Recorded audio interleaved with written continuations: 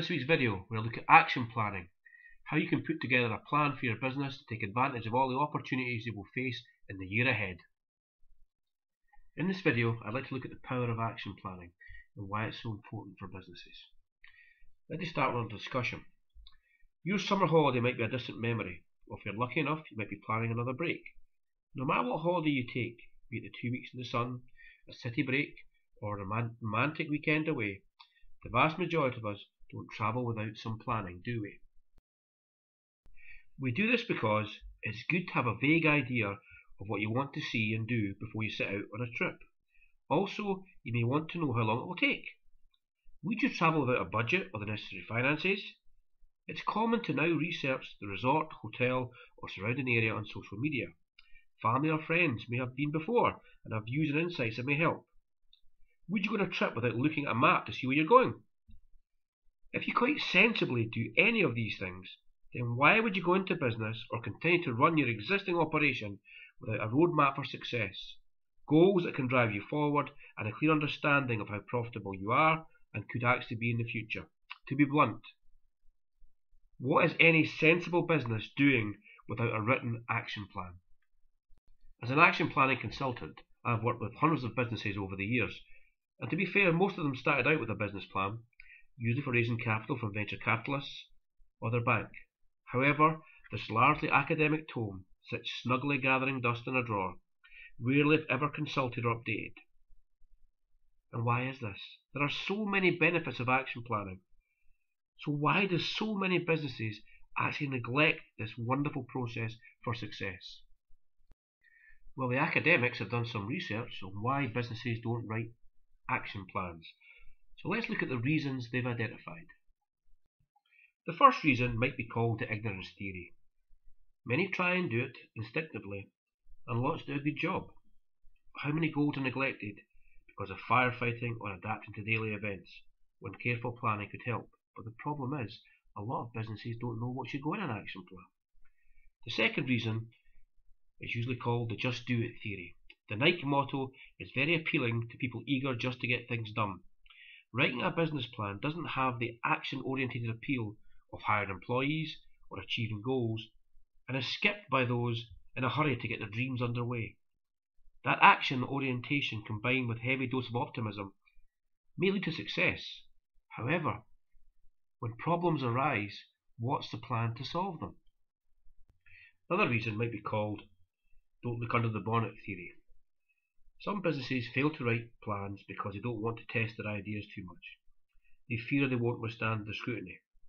Taken seriously, a business plan will show that some ideas or processes should not be started, a possibility some businesses don't want to confront because they've always done them. Of course, these aren't the only reasons businesses fail to write business plans. I think the biggest objection, and one I come across the most, is that many people would argue that they don't need a business plan, that their ideas are in their head. Sadly for many, that's where they stay, as the pressures of daily life take over. Others dislike the academic sterility of traditional planning processes, and to be honest, I tend to agree with them. I favour action planning over some outmoded document which will never be used. An action plan, if produced correctly, can be the roadmap to take your business to your desired destination. It can also set out the culture of your business and be the discussion document for establishing the alliances you need for success. An action plan can give your business many benefits. The first has to be clarity. You can take the ideas out of your head, write them down and make them real. You can share them and gain the help you need to make them a reality. You can also understand your market. You're managing by fact. You know who wants, needs and desires your products or services, and you can mold your communications around that information. How many plates are you spinning? A written action plan can help you identify what needs done, and even some of the plates you can allow to fall.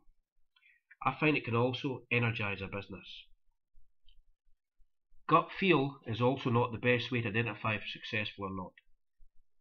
It's not the way to monitor the progress of new ideas and activities. Like it or not, numbers if collated properly don't lie. Your action plan needs to be your benchmark for success and failure.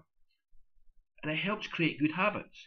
If you keep your plan alive by regular reviews, you can see how you've moved forward and identify the roadblocks in your path. If required, you can then adapt your strategy accordingly, because you've identified the way forward and the strategy for success. How often do you take time out to think, to daydream about the future, to visualize what success could look like, or to even plan out the next 3 months?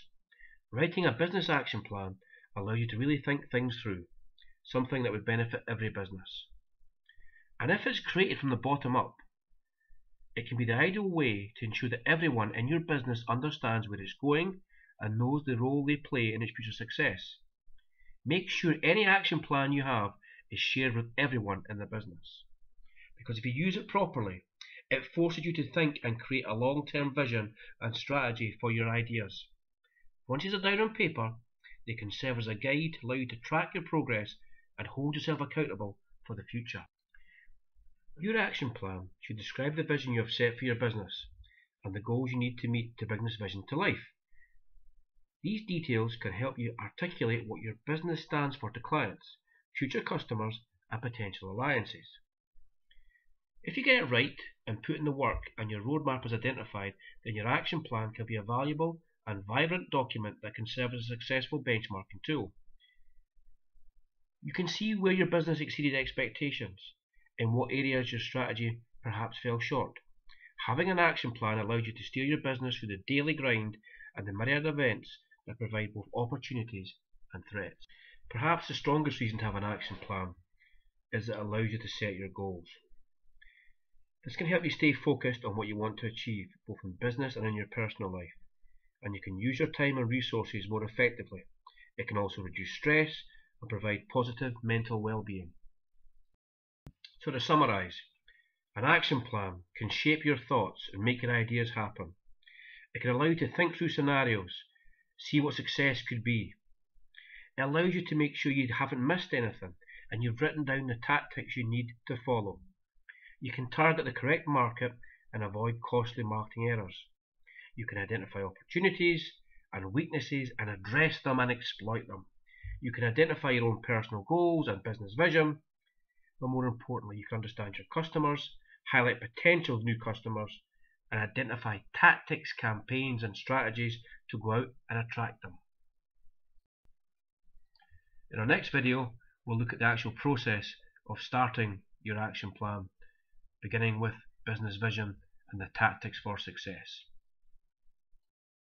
Before that, I'd like to give a little plug for a booklet I've just produced in partnership with Panacea Advisor, which looks at how you build strategic alliances. This can be downloaded at www.panaceaadvisor.com/strategic-alliances. It's well worth a read. Just like to say thank you very much everybody for watching this video, and I look forward to speaking to you next week when we'll start looking at vision and how you put your action plans together. Thanks, and see you later.